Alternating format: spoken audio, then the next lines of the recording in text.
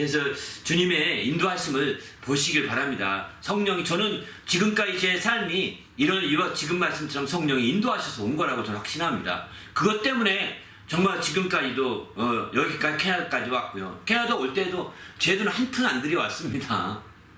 제 돈 한 푼 안 들여왔고요. 제가 제 돈 들여서 이집트 산 것이 아닙니다.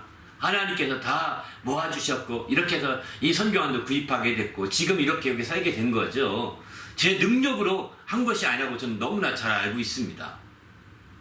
하나님은 지금도 역사하십니다. 성령은 지금도 진리 가운데 역사하십니다. 우리가 두려워할 것 없이 성령이 역사하시는 환경을 만드십시다. 할렐루야. 그 환경의 첫 번째 길은 회개하는 것입니다. 그래서 마침내 각각 돌이켜서 죄 없이함을 받는 것이고, 그리고 그 거룩한 환경을 유지하기 위해서 기도하든지 말씀을 대하든지 또 찬양을 하든지 전도하든지 이렇게 해나가는 거죠. 그 환경을 유지하면 몇 날이 못 뛰어서 응답하실 거라고 저는 확신합니다. 몇 날이 못 뛰어서.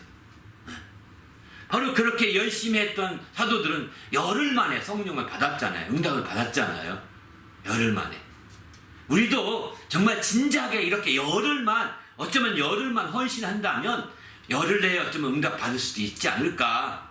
그 열흘이라는 기간이 굉장히 중요하지 않을까 이런 생각이 들어요. 열흘만 24시간 주의 뜻대로 살아보는 겁니다. 글쎄요, 저는 이게 정답이라고 말씀드리지 않는데 사도들이 했던 것처럼 한번 시도해보라고 권하고 싶어요. 그렇게 해본다면 하나님께서 여러분의 길에 분명히 성령의 인도하심을 느낄 수 있도록 무엇인가 말씀을 기억나게 하시고 생각나게 하시고 깨우쳐 주시든, 아니면 장래일을 여러분이 알려주시되 여러분이 환상을 보든 꿈을 꾸든 어쨌든 알려주실 거예요. 이게 옳은 길이다, 이렇게 하는 것이 합당하겠다, 이게 좋겠다 라고 결론을 내릴 수 있도록 가이드해 주실 거라고 생각합니다. 그래서 마침내 진리 가운데 나갈 수 있도록 길을 열어주지 않겠는가, 저는 그렇게 생각합니다. 그러나 열흘이라는 기간은 절대적인 기준은 아닙니다. 성경의 사도들이 열흘 동안 기도해서 그 성령의 놀라운 역사를 그들이 체험하지 않았습니까? 그래서 제가 열흘이라는 말은 말씀드린 거지, 열흘보다 더 나갈 수도 있어요. 그러나 어쨌든 더 나가든 덜 나가든 우리는 성령이 역사할 수 있는 환경을 만든다면 성령은 그만큼 역사할 수가 있는 거죠. 그래야 성령께서 이끌어주지 않겠습니까? 성령이 역사할 수 있는 환경을 만들어 보십시오. 그러면 여러분의 그 모든 인도하심에 더 놀라운 역사가 이루어질 것입니다. 할렐루야. 네. 그 어나니아도 장래일을 성령에게 구했다라면은 피했지 않았어요? 그렇죠. 저도 그렇게 생각합니다. 아나니아는 자기 생각이 더 굳었던 것 같습니다. 부인하고 말했던 것이 묘하게 공교롭게 딱 짰잖아요. 짠 것 같아요. 그렇게 안 하고서는 다른 성령 인도하시면, 부부라도 성령 인도하시면 다를 수 있거든요. 미리 사전에 얘기하지 않았더라면 그렇게 똑같이 안 나올 수 있거든요. 근데 각각 성령이 다르게 역사할 수 있으니까요. 근데 그들은 짰고 그 생각을 먼저 앞세웠던 거죠. 아나니아도 그렇게 앞장 세웠고 또 삽비라도 그렇게 앞장 세웠던 것이 아닐까 이런 생각이 들어요. 그러다 보니까 이제 그것은 일부러 속인 거니까 성령을 거역한 것이고, 하나님이 본보기로 한 모델로 이제 그의 영혼을 이 세상에 있을 때 그의 정말 성령을 거역한 것을 사하지 아니하시고 그를 치신 것이 아닐까 이런 생각이 듭니다. 방금 전에 또 말씀하셨고 항상 하시는 말씀이지만 성령의 감동하심을 항상 얘기하시는데, 이번 4개월 준비하시면서 특별히 감동하셨던 부분 어떤 부분? 저는 뭐 이번에도 저는 뭐 이제 많은 부분에서 성령이 이렇게 해주셨는데, 그 특별히 이제 그 성령이 근심하게 한다고 할 때 성령의 거역과 모독에 대해서 많이 기도했는데 이 부분을 좀 많이 깨닫게 해주신 것 같아요.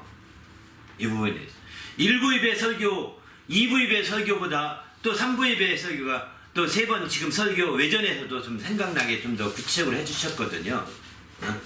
점점 더 구체적으로 자꾸 해주시는 걸 느끼거든요. 이렇게 1부 예배 설교에서는 그저 이렇게 성령을 근심하게 하는 것은 모독하는 경우, 거역하는 경우로 이렇게만 얘기했습니다.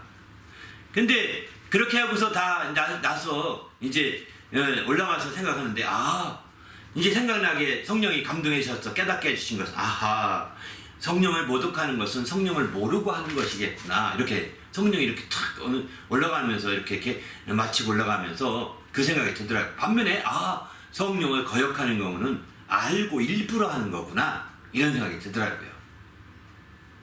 그렇게 들었고요. 그렇게 해서 2부 설교는 막 그렇게 설교했죠. 설교했는데 이제 그 구체적인 예를 많이 들지 못했는데 이제 오늘 지금 여기서 좀 설교 외전에서 지금 설교하면서는 구체적으로 이제 그 얘기를 더 깊이 있게 더 얘기할 수 있어서 감사했어요. 성령의 어쩌면 그 모독하는 경우는 불신자라든가 성령을 예수를 믿음을 갖지 못한 자라든가 성령을 진짜 모르는 자들이 하는 경우에 대해서는 정말 이렇게 모독하여 성령을 모독하는 경우인데 이것에 대해서는 최후의 심판 때 이렇게 할 수 있겠다. 이렇게 정리했죠. 반면에 성령을 아주 거역하는 경우는 일부러 아는데도 불구하고 거역하는 건데 이렇게 아주 쌩쌩하게 일부러 거역하는 경우는 성령이 정말 이 세상에서도 사하시지 않는다는 거예요. 또 오늘 세상에도 사하시지 않는다는 거예요. 이 표현을 들으면서 바로 구약에 그 반역해서 하나님이 치신 것도 그 예를 들었죠. 근심하게. 또 여기에 아나니아 삽비라도 그 생각을 지금 번뜩 깨닫게 해주신 말씀이에요. 사실은 이 세상에서 바로 사하심을 사하지 않아서 나타난 하나님이 치신 대표적인 예가 될 수 있겠다라는 생각이 들었습니다. 그러나 이제 그렇지 않다면 다행히도 주님의 재림 때까지 유보하신 거예요. 다행이죠. 그러나 그때 내가 성령의 일부러 거역한 일에 대해서 일부러 속인 일에 대해서 성령은 반드시 성령의 그 거역한 일에 대해서는 사하지 아니하시고 반드시 거기에 대해 칭찬하든가 책망하든가 한다는 거예요. 만약에 거역한 것이라면 칭찬보다는 책망이 많을 것입니다. 성령에 대해서 순종한 자들은 칭찬하여서 상을 주시겠지만 성령을 거역한 자들에 대해서는 책망하시면서 벌을 주시는 거죠. 벌점을 주시는 거죠. 그 벌은 지옥 가는 벌은 아닙니다. 마이너스 점수를 준다는 것입니다. 바로 이렇게 이런 얘기를 구체적으로 이게 정말 감사해요. 제가 자꾸 이렇게 얘기하고자 했던 것도 이렇게 성령의 역사가 쌩쌩하게 역사하고 있는 거예요. 이번 설교 2번 하고 3번째 설교 외전까지 보면서도 성령이 계속 역사하고 있는 겁니다. 저 혼자의 생각으로 지금 막 밀어붙이는 게 아닙니다. 그렇게 생각이 들 때, 기억나게 하실 때, 이건 성령의 역사다 생각이 드니까 더 담대하게 전하게 되는 거죠. 우리도 믿음 안에서 정말 그렇게 멋진 성도가 됐으면 좋겠습니다. 사실은 설교 외전을 하고 싶었던 것은 그런 것을 여러분에게 쌩쌩하게 간증하고 싶었던 거예요. 앞서서 말씀드렸지만 여러분도 그렇게 될 수 있습니다. 설교하는 자만이 아니라 일상생활에서도 우리가 하나님 말씀을 통해서 산다면 얼마든지 그렇게 될 수 있는 거죠.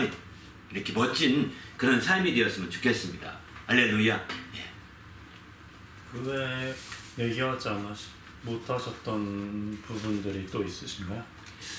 사실 오늘 또 말씀을 많이 준비했는데 성령이 역사하셔서 많은 부분에 깨닫게 하셔서 많이 못 얘기했어요. 제가 9가지를 이렇게 설교해서 준비했는데 한 2-3가지 정도는 설교 못했던 것 같아요. 그 중에 못했던 아주 1부나 2부에서 언급도 못했던 것은 맨 마지막 9번의 설교 문제인데 바로 그럼 주의 성령을 이스라엘 가운데 주시는데 본문에서는 어떻게 준다고 했느냐, 주신 성령을 따라가게 되면 어떻게 된다고 했느냐, 그 말씀에 대해서는 언급하지 못했어요. 오늘 잠깐만 말씀드리면 이왕이면 이사야서 63장 14절 보게 되면은 여호와의 영이 그들을 골짜기로 내려가는 가축같이 편히 쉬게 하셨도다 이렇게 표현하죠. 하나님의 성령을 이스라엘 가운데 두어서 인도하셨는데 그런 성령을 주셔 인도하시는데 그 인도하시는 성령을 따라서 가게 되면 어떻게 되냐, 하나님의 영이 그들을 골짜기로 내려가는 가축같이 편히 가게 한다는 거예요. 편히 쉬게 한다는 거예요.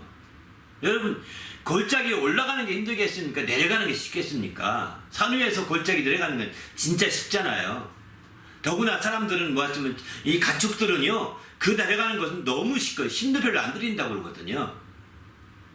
성령이 인도하시면 이렇게 쉽게 쉬면서 갈 수 있다는 거예요. 그래서 그 결과 주께서 이와 같이 주의 백성을 인도하사 이름을 영화롭게 하셨다, 이렇게 표현하고 있거든요.